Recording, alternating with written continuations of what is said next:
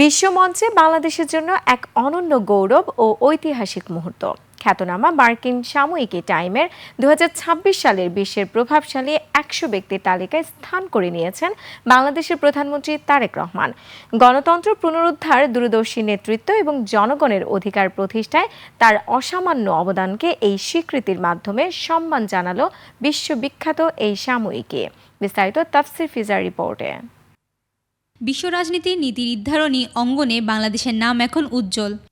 জনপ্রিয় মার্কিন time magazine ২০২৬ সালের বিশ্বের সবচেয়ে প্রভাবশালী ১০০ জন ব্যক্তির যে তালিকা প্রকাশ করেছে তাতে স্থান করে নিয়েছে বাংলাদেশের প্রধানমন্ত্রী তারেক রহমান।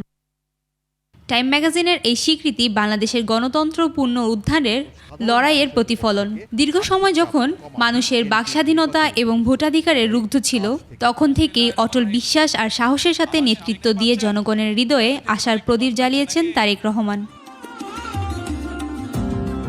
২০২৫ সালের ২৫ ডিসেম্বর স্বদেশ প্রত্যাবর্তনের মাধ্যমে দেশে ফিরে যেদিন তারেক রহমান বলেছিলেন আই হ্যাভ আ প্ল্যান, সেদিনই সূচনা হয়েছিল এক নতুন বাংলাদেশের স্বপ্নযাত্রার।